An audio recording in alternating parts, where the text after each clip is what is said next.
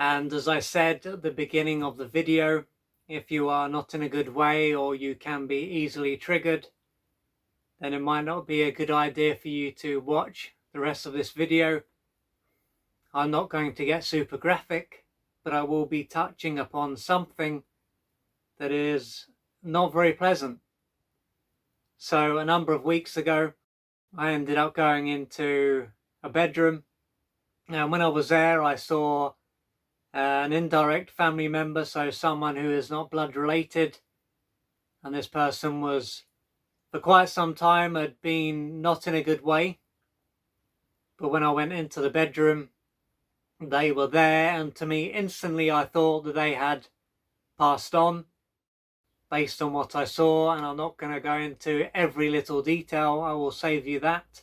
But when I saw them and assumed that they had passed on, I ended up going into a state of shock, and I was experiencing anxiety and other feelings. And I instantly ended up going to the hall and calling 999.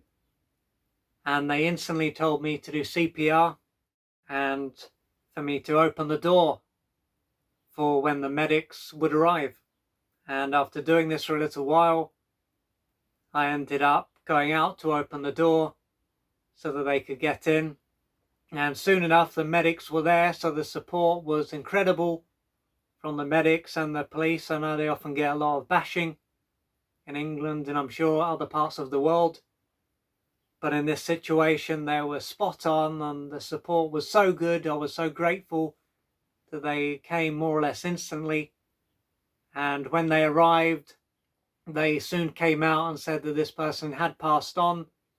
And at this point, I was just in shock and disbelief. And they told me to have a warm drink and that this would help me. And after this, I was not myself, and I found it hard to sleep in the evening. My mind was all over the place. Usually I can just soon fall asleep, and I was waking up throughout the evening. But fortunately, the next day I just happened to already have a day where I was going to see two friends. And on the day I ended up speaking to my sister, which was a good help.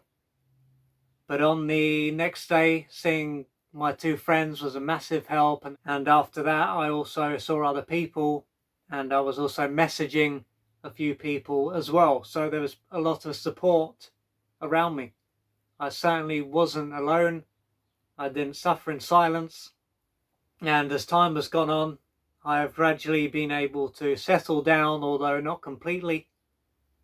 But through the understandings that I have and the tools that I have and the people who I can reach out to, friends or healers, for example, there has been so much that I have done and can do if things get to a point where I'm not feeling in a great way. I can also eat certain foods that can allow me to feel better and more relaxed, and go for a walk in the woods and exercise and all these kinds of things. And what the experience made me think about is how different adult trauma is compared with childhood or developmental trauma. And a number of days ago, I ended up writing an article on this. And the whole experience made me think about how different this was compared to the trauma that I experienced as a child and as an infant. Because, of course, now that I'm an adult, there was the shock and the impact that it had on me. But at least my brain was fully developed, for example, whereas when I was a child and an infant, this was not the case. Not only this, I could reach out for support, and back then I couldn't. Also, this experience didn't cause me to be loaded with shame, so I felt too ashamed to reach out. Whereas very early on, there was a lot of shame that I experienced. And then my personality or my sense of self was then built around this trauma. So this shows how different the adult trauma can be compared with developmental trauma. And perhaps you have experienced trauma as an adult, and you can also see the difference between developmental trauma or childhood trauma and adult trauma. But the main thing is that if you have experienced trauma recently and or in the past, The main thing is that you reach out for support, because although you may be alone, you are not truly alone. There are people out there who can assist you and who want to assist you, and there is no need for you to suffer in silence, because if you were deeply traumatized as an infant, as a toddler, as a child, then what took place wasn't your fault. You didn't deserve to be mistreated, and back then you couldn't do anything. But now that you are an adult, you have options, and thanks nowadays with the internet, there's so much information and support online as well. And this is another difference between being an adult and an infant or a toddler. An adult can obviously go online, whereas an infant or toddler can't do any of that. So again, if you are not in a good way yourself, please reach out and don't suffer in silence.